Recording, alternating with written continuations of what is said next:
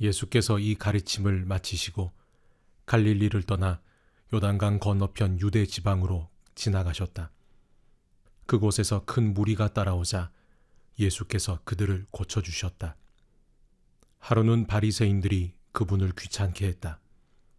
무엇이든 이유만 있으면 남자가 아내와 이혼하는 것이 율법에 맞습니까? 예수께서 대답하셨다. 너희는 창조주께서 본래 남자와 여자를 서로를 위해 지어주신 것을 성경에서 읽어보지 못했느냐?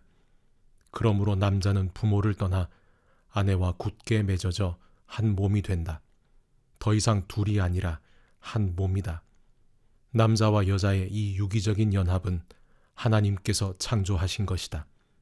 그러니 누구도 그들을 갈라놓아서 그분의 작품을 모독해서는 안 된다. 그들이 반박하며 쏘아붙였다. 그렇다면 모세는 왜 이혼 증서와 이혼 절차에 대한 지침을 주었습니까? 예수께서 말씀하셨다. 모세는 너희의 사악한 마음을 염려해서 이혼을 규정했지만 그것이 하나님의 처음 계획은 아니다. 너희는 처음 계획을 따라야 한다. 만일 너희가 정숙한 아내와 이혼하고 다른 여자와 결혼하면 너희는 간음죄를 짓는 것이다.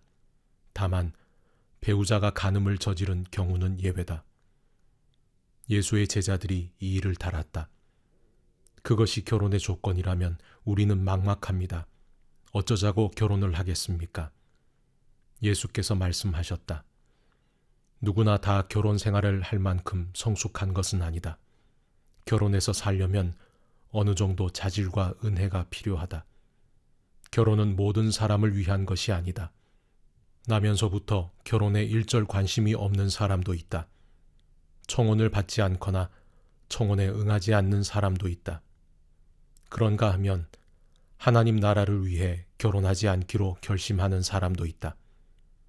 그러나 너희가 성숙하여 결혼의 큰 뜻에 이룰 수 있겠거든 그렇게 하여라. 또 하루는 사람들이 예수께서 손을 얹어 기도해 주시기를 바라며 그분께 아이들을 데려왔다. 하지만 제자들이 그들을 쫓아냈다. 그러자 예수께서 끼어드셨다. 아이들을 그냥 두어라.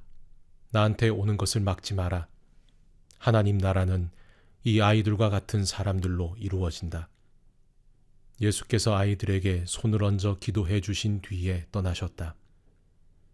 또 하루는 어떤 사람이 예수를 막아서며 물었다. 선생님, 제가 무슨 선행을 해야 영원한 생명을 얻겠습니까? 예수께서 말씀하셨다. 어째서 나에게 선한 것이 무엇인지 묻느냐? 선하신 분은 하나님 한 분뿐이시다. 하나님의 생명에 들어가고 싶거든 그분의 말씀대로 행하여라. 그 사람이 물었다. 구체적으로 어느 말씀입니까? 예수께서 말씀하셨다. 살인하지 마라, 간음하지 마라, 도둑질하지 마라, 거짓말하지 마라, 네 부모를 공경하라, 그리고 네 자신을 사랑하듯이 네 이웃을 사랑하라. 그 젊은이가 말했다. 제가 이것들을 다 지켰습니다. 무엇을 더 해야 하겠습니까? 예수께서 대답하셨다. 네게 있는 것 전부를 드리려거든 가서 네 재산을 팔아서 가난한 사람들에게 다 주어라. 그러면 네 모든 부가 하늘에 있게 될 것이다. 그런 다음 와서 나를 따라라. 그것은 그 젊은이가 전혀 예상치 못한 말씀이었다. 그는 기운이 쭉 빠져 예수를 떠나갔다. 그는 많은 것을 움켜쥐고 있어서 차마 그것을 놓을 수 없었다. 그가 떠나가는 모습을 보며 예수께서 제자들에게 말씀하셨다. 부자가 하나님 나라에 들어가는 것이 얼마나 어려운지 아느냐? 내가 너희에게 말한다. 부자가 하나님 나라에 들어가는 것보다 낙타를 급히 몰아 바늘귀를 통과하는 것이 더 쉽다. 제자들이 망연자실했다. 그러면 어느 누가 가망이 있겠습니까? 예수께서 그들을 유심히 바라보며 말씀하셨다. 너희 힘으로 해낼 수 있다고 생각하면 전혀 가망이 없다. 그러나 하나님께서 하실 수 있다고 믿으면 얼마든지 가능한 일이다. 그러자 베드로가 맞장구를 쳤다. 우리는 모든 것을 버리고 주님을 따랐습니다. 그래서 우리가 무엇을 얻겠습니까? 예수께서 대답하셨다. 그렇다. 너희는 나를 따랐다. 세상이 재창조되고 인자가 영광 가운데 다스릴 때 나를 따르던 너희도 이스라엘 12지파를 시작으로 함께 다스릴 것이다. 너희뿐 아니라 누구든지 나 때문에 집이나 가족이나 땅이나 그 무엇이든 희생하는 사람은 그 모든 것을 100배로 돌려받을 것이다. 영원한 생명을 덤으로 받을 것은 말할 것도 없다. 이것은 위대한 반전이다. 먼저였으나 나중되고 나중이었으나 먼저 될 사람이 많을 것이다. 하나님 나라는 아침 일찍 자기 포도원에서 일할 일꾼들을 고용하러 나간 재산 관리인과 같다. 일꾼들은 일당 5만 원에 합의하고 일하러 갔다. 얼마 후 9시쯤에 관리인은 동네 공터에서 일 없이 어슬렁거리고 있는 다른 사람들을 보았다.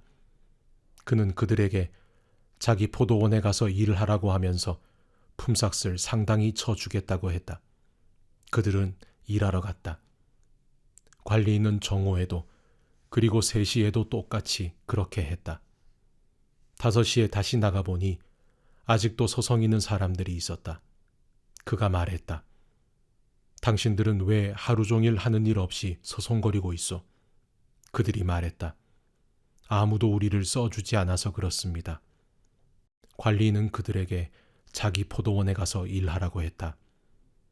드디어 하루 일이 끝나자 포도원 주인이 작업 반장에게 지시했다. 일꾼들을 불러서 품삯을 주어라. 나중에 고용한 사람부터 시작해서 먼저 온 사람까지 그렇게 하여라. 5시에 고용된 사람들이 와서 각각 5만 원씩 받았다. 먼저 고용된 사람들이 그것을 보고는 자기들은 훨씬 더 받을 줄로 알았다. 그러나 그들도 똑같이 5만 원씩 받았다. 5만 원을 쥐고서 그들은 화가 나서 관리인에게 투덜거렸다. 마지막에 온 일꾼들은 고작 1시간밖에 일하지 않았는데도 하루 종일 땡볕에서 고생한 우리와 똑같이 대우했습니다. 관리인은 모두를 대신해서 말한 그 일꾼에게 대답했다. 친구여, 나는 부당하게 하지 않았소. 우리는 품삯을 5만 원에 합의하지 않았소. 그러니 받아가시오. 나는 맨 나중에 온 사람들에게도 당신들과 똑같이 주기로 정했소. 내 돈으로 내 마음대로 할 수도 없단 말이오. 내가 후하다고 해서 당신들이 인색해지려는 것이오. 여기에 다시 한번 위대한 반전이 있다. 먼저였으나 나중되고 나중이었으나 먼저 될 사람이 많을 것이다. 예수께서 예루살렘을 향해 한참을 가시다가 12제자를 길가로 따로 불러 말씀하셨다. 내 말을 잘 들어라. 우리는 지금 예루살렘으로 올라가는 길이다. 그곳에 가면 인자는 종교 지도자와 학자들에게 넘겨질 것이다. 그들은 인자에게 사형을 선고할 것이다. 그리고 인자를 로마 사람들에게 넘겨주어 조롱하고 고문하고 십자가에 못 박을 것이다. 그러나 사흘째 되는 날에 인자는 다시 살아날 것이다. 그때 세베대의 아들들의 어머니가 2 아들과 함께 와서 예수 앞에 무릎을 꿇고 청했다. 무엇을 원하느냐? 예수께서 물으셨다. 그 여인이 말했다. 제 2 아들에게 주님 나라에서 최고 영광의 자리를 주십시오. 하나는 주님 오른편에, 하나는 주님 왼편에 두시겠다고 약속해 주십시오. 예수께서 대답하셨다. 너희는 너희가 무엇을 구하는지 모른다. 그러고는 야고보와 요한에게 말씀하셨다. 내가 마시려는 잔을 너희가 마실 수 있겠느냐? 그들이 말했다. 물론입니다. 왜 못 마시겠습니까? 예수께서 말씀하셨다. 생각해보니 너희는 과연 내 잔을 마실 것이다. 그러나 영광의 자리를 주는 것은 내 소관이 아니다.